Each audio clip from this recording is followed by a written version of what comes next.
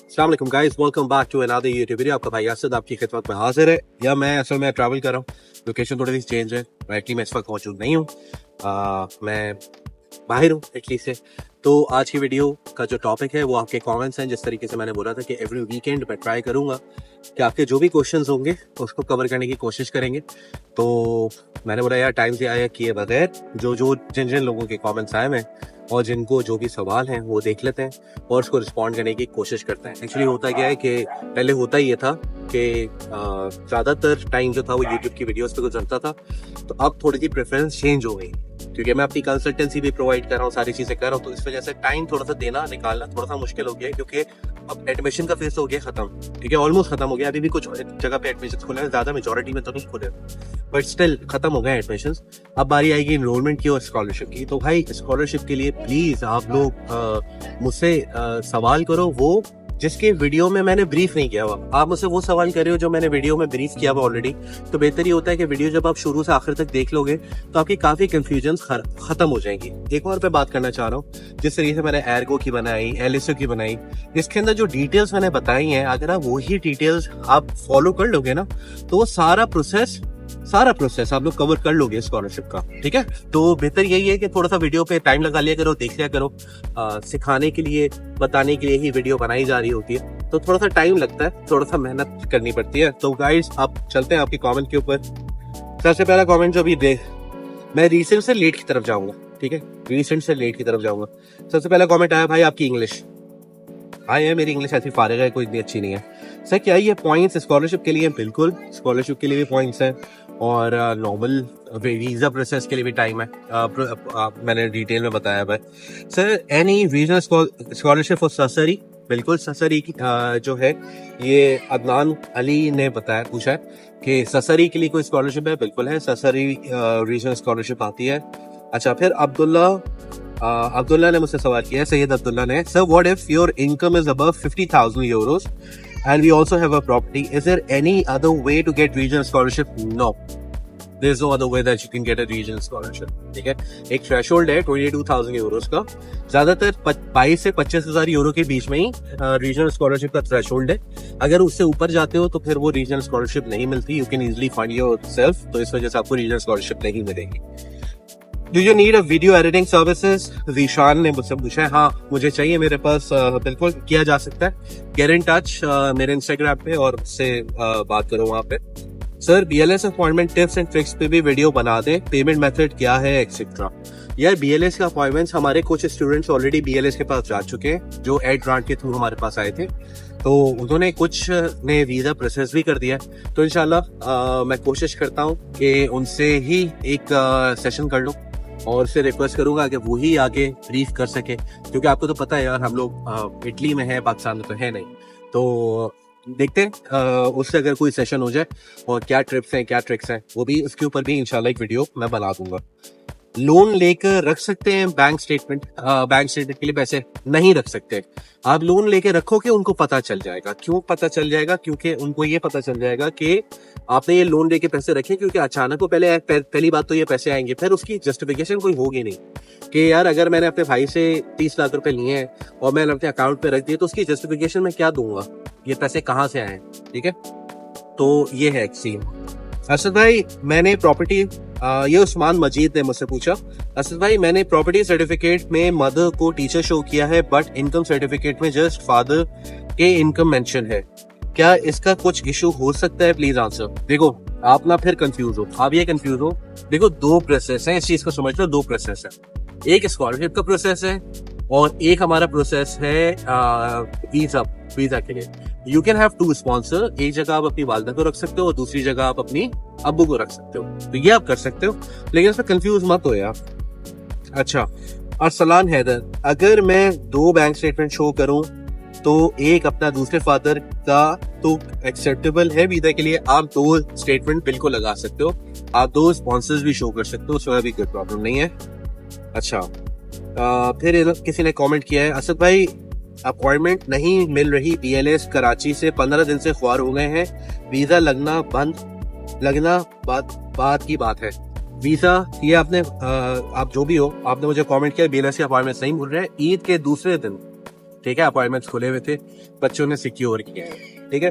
तो बीएलएस को ब्लेम ना करो, अपने आप को ब्लेम करो, आपको अपॉइंटमेंट नहीं मिल रहा, ठीक है। बीएलएस अपॉइंटमेंट्स खोल रहा है, आपको अपॉइंटमेंट, भाई इसके लिए धरती बनना पड़ेगा। एक मुल्क है जो आपको पढ़ने के पैसे दे रहा है, आपके इतने नखरे उठा रहा है, सारी चीजें, तो उसके लिए मेहनत भी तो करनी पड़ेगी ना, उठना पड़ेगा भाई रात में 4-4 बजे, देखनी पड़ेगी, ठीक है। बीएलएस के ग्रुप्स हैं वो ज्वाइन करो, पता चलता है कि अपॉइंटमेंट्स खुली हुई है। ऐसा नहीं है कि बीएलएस अपॉइंटमेंट्स नहीं खोल रहा, अपॉइंटमेंट्स खोल भी रहा है, मिल भी रही है, बच्चों को मिल रही है, ठीक है, आपको नहीं मिल रही, वो एक अलग बात है। सर क्या ये काफी होगा लाइक मैं अपनी कंपनी से लेटर बनवा लें बस, इससे ये प्रूफ हो जाएगा कि हमने अपनी कंट्री वापस आना है, क्योंकि प्रॉपर्टी तो कोई नहीं है। हाँ, आप अगर किसी, मैंने ये बात पहले भी बता चुका हूँ कि अगर आप किसी कंपनी में जॉब कर रहे हो, वहां से लेटर बनवा लो कि यार आपको वो 2 ईयर की अनपेड लीव पे आपको उनको आपका स्टूडेंट वीजा लग चुका है, और अगर वो लग जाता है तो वो आपको 2 साल बाद आपकी डिग्री कंप्लीट होगी, वो आपको बेहतर पोजीशन एक ऑफर कर पाएंगे, तो ये भी आप बिल्कुल शो कर सकते हो। Sir PT accepted in BLS office, please let me know. या there is no clarity this है, ठीक है। उन्होंने सिर्फ बीएलएस से इस दफा आइल्स मांगा हुआ है, ठीक है, पीटी की क्लियरेंस आ नहीं रही, ठीक है। हमारा कोई भी बच्चा पीटी लेके गया नहीं, तो मैं उस पे अभी कमेंट करने की पोजीशन में नहीं है। Once again a wonderful session, you have got a beautiful house.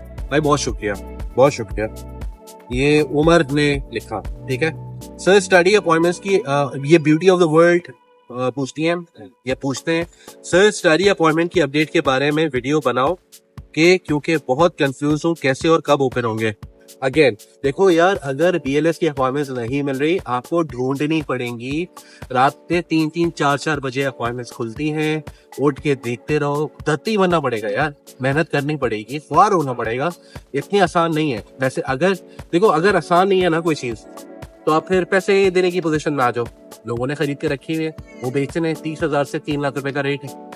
तो भाई अगर मेहनत नहीं कर सकते, आपके पास पैसे हैं, आप बहुत अमीर आदमी हैं, तो फिर अपॉइंटमेंट परचेज करो। आप लोग अपॉइंटमेंट परचेज करोगे और फिर आप ही को प्रॉब्लम होगी आगे जाके, ठीक है। ये भी ध्यान में रखना, क्योंकि अगर एक बंदा परचेज करेगा तो ये धंधा बन जाएगा और आगे जाके फिर और भी स्टूडेंट्स को प्रॉब्लम होगी। तो ये जो खरीदने वाले लोग होते हैं, इसको मैं हमेशा डिस्करेज करता हूँ, लेकिन this is how things work in Pakistan, ठीक है। अच्छा, हलाल हराम इशू एग्जिस्ट, लॉग एग्जिस्ट। हाँ ठीक है, गलती हो जाती है यार, गलतियां ऐसे पकड़ते हैं, पूरी वीडियो के अंदर एक गलती होती है ना। एग्जिस्ट तो एग्जिट लिख दिया था मैंने, तो उसको एग्जिस्ट बोल रहे हैं। गुड यार, जबरदस्त। अच्छा खैर, sir please answer my question. My husband and I both have done BS physics in 2022. He took admission in MPhil but I did not. अब हम आउट ऑफ कंट्री सेटल होना चाहते हैं, तो कोई कंट्री सजेस्ट करें जहां हम दोनों फुली फंडेड कॉलेज पे जा सके और अपनी स्टडीज के साथ वहां परमानेंट सेटल हो सके। Sir please answer my question. ये मुझसे पूछा था हमना कुरैशी ने, ओके। तो हमना, आप क्या कर सकते हो, आप किसी भी कंट्री में स्टूडेंट वीजा पे जा सकते हो। हर country after completing your degree आपको एक प्रोग्राम ऑफर करता है, I don't know what your budget is, ठीक है। अगर आपके पास बजट है तो आप जर्मनी भी ट्राई कर सकते हो, इटली भी कर सकते हो, फ्रांस भी जा सकते हो, फिनलैंड भी जा सकते हो, नॉर्वे भी जा सकते हो। लेकिन बेहतर मैं आपको एडवाइस ये करूंगा, दोनों एक साथ वीजा अप्लाई नहीं करना। एक पहले अप्लाई करेगा और उसके अगले टर्म में दूसरा अप्लाई करेगा। अगर आप दोनों एक साथ वीजा अप्लाई करोगे तो आप लोगों का वीजा रिजेक्ट हो जाएगा, ठीक है।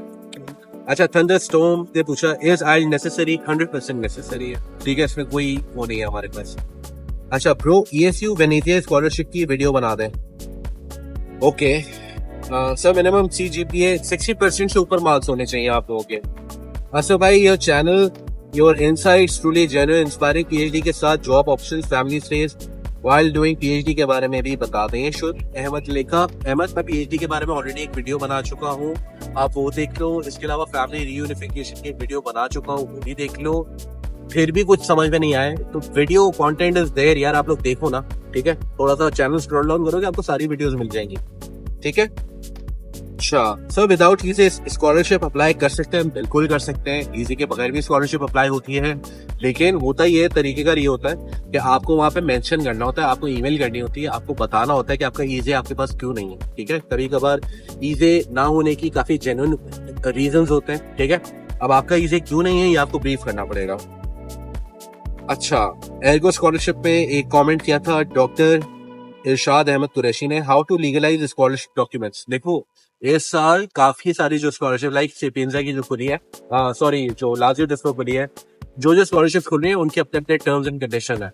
कुछ में लीगलाइज कराना है, कुछ में लीगलाइज नहीं कराना। कुछ जिसको लीगलाइज कराना है वो यहाँ पे अपना कोई बंदा ढूंढता है, उसको डॉक्यूमेंट्स भेजता है, वो जाके फिर एम्बेसी से टेस्ट कराता है। सिंस इस साल पाकिस्तान के अंदर एपोस्टाइल सर्विस ऑन हो गई है, तो बेहतर यही है कि आप एपोस्टाइल करवा लो, तो आपको लीगलाइज कराने की जरूरत नहीं पड़ेगी। ये अभी तक का पॉइंट ऑफ ऑर्डर है। मुझे ऐसा लगता है कि ये ऐसा ही होना चाहिए। बट सिंस इटली आपको किसी भी चीज की श्योरिटी यहाँ पे नहीं होती है, वो हो सकता है आगे जाके आप अपोस्टाइल करवा लो, वो बोले नहीं इसको कंट्री से भी अटेस्ट करा के लेकर आओ, इटालियन कॉन्सुलेट से भी अटेस्ट करा के लाओ, फिर क्या करोगे? तो सिंस अपोस्टाइल का ये पहला साल है, मैं बार बार बोल चुका हूँ ये बात, तो प्लीज इसको अगर अपोस्टाइल करवा लो, तो अगर टाइम मिलता है तो इटालियन एम्बेसी से भी इसको टेस्ट करा लो। और अगर इटालियन एम्बेसी बोले कि भाई हमारा अभी तक कोई बच्चा अपोस्टाइल कराने के बाद इटालियन एम्बेसी से किसी ने टेस्ट नहीं कराया, ठीक है, क्योंकि अपॉइंटमेंट ही नहीं मिल रही, तो अगर वो आपको बोल रहे हैं कि आपने अपोस्टाइल करा लिया है, इटालियन एम्बेसी स्टैक की इसको जरूरत नहीं है, आप फ्री हैं, ठीक है। लेकिन अभी तक इस चीज का जवाब हमें मिल नहीं रहा, हम खुद पूछ रहे हैं, खुद ढूंढ रहे हैं। अच्छा sir, do we really need to have to send the documents by hand to the university we applied? In some of the regions, yes. In some of the regions, yes. आपको भेजने पड़ते हैं ओरिजिनल डॉक्यूमेंट्स, ठीक है। इन सब reason आपको नहीं भेजने पड़ते, तो जैसे ही जैसे रीजन खुलते रहेंगे वहां पे क्लैरिटी आती रहेगी। अच्छा, फिर अलीशा ने पूछा सर इस्लामाबाद की चेकलिस्ट में ड्यूरेशन मेंशन नहीं है बैंक स्टेटमेंट की, so can we submit statement of 3 months? No, आप सही है, आप कराना चाह रहे हो आप करा दो, लेकिन मेरी एडवाइस ये है कि 6 months की बैंक स्टेटमेंट होनी चाहिए। अब आपके पास 3 months की बैंक स्टेटमेंट है तो it's going to be tough, ठीक है, क्योंकि इस्लामाबाद की एम्बेसी ने आपसे कोई टाइम पीरियड उसके अंदर डिसाइड नहीं किया। उसमें उन्होंने ये बोला है कि भाई 3 महीने की बैंक स्टेटमेंट नहीं, उनको रीसेंट बैंक स्टेटमेंट चाहिए, सही है। तो इसका मतलब रीसेंट में आप कुछ भी समझ सकते हो, 3 महीने भी समझ सकते हो, 6 महीने भी समझ सकते हो, इवन 1 महीने भी समझ सकते हो, इट डिपेंड्स ऑन यू, ठीक है। लास्ट 2-3 क्वेश्चंस है। Sir, my university hasn't completed my pre-enrollment request from the university. Will I be able to land in Italy within deadline to receive the LUCU scholarship? LUCU के deadline पर depend करता है। मैं सबको यही बोलता हूँ कि 15 दिसंबर तक अगर आप नहीं पहुंचोगे इटली, आपका एडमिशन हो गया, वीजा लग गया, 15 दिसंबर के बाद पहुंचोगे तो फिर होगा पता है क्या होगा? यही कि आपका स्कॉलरशिप जो पहली ट्रांच है वो कैंसिल हो जाएगी। पहली वाली जो पैसे मिलने हैं आपको वो 31 दिसंबर को वो आपको नहीं मिलेंगे, फिर आप फंस जाओगे। एक आपको टर्म ऐसे ही निकालना पड़ेगा, अगले टर्म से फिर आपको स्कॉलरशिप मिलना शुरू हो जाएगी। Some make a video on English B2 level proficiency test in University of Marshall Polytechnic. I didn't get your question यार, समझ में नहीं आया। सर मेरे फादर और मदर का जॉइंट अकाउंट है, अराउंड 5 years old, क्या मैं उसकी स्टेटमेंट शो कर सकता हूँ? बिल्कुल शो कर सकते हो सर। असल प्लीज पौदेना यूनिवर्सिटी में अप्लाई करने की लास्ट डेट कब है बैचलर्स के लिए बता दें, बिकॉज यूनिवर्सिटी के पोर्टल पे शो नहीं हो रहा। देखो इसको ना, कुछ यूनिवर्सिटी की डेडलाइन ऐसे होती है, उनके जब अप्लाई आप करते हो और सारे एडमिशन पूरे हो जाते हैं, ठीक है, वो क्लोज कर देते हैं एडमिशन, डेडलाइंस नहीं लिखी हुई होती, तो डेडलाइंस उनका सेट टारगेट होता है, टारगेट पूरा हो गया वो एडमिशन क्लोज कर देते हैं। अच्छा, यूनिवर्सिटी ऑफ पाडुआ का कौन सा रीजन ढूंढना पड़ेगा यार, मुझे याद नहीं है। Sir I am going to give IMAT and I got admission from university, but when should I take visa appointment, before IMAT or after IMAT? IMAT के बाद ही आप वो लोगे, ठीक है। अच्छा, I am going to apply for admission next year, when should I start working on my bank statement? The moment you start applying for the admissions, आप start कर दो प्रोसेस, ठीक है। गाइस ये थे कुछ बेसिक क्वेश्चंस, उम्मीद है सारे तो जवाब नहीं दे पाए ऑब्वियसली, लेकिन ये वो चंक था जो आप लोग से काफी रेलेवेंट था। तो गाइस अपना बहुत ख्याल रखिएगा, मिलते हैं नेक्स्ट वीडियो में, इंशाल्लाह मोर वीडियोस विल कम, और अपना ख्याल रखिए, मिलते हैं नेक्स्ट वीडियो में। चाओ, ग्राzie।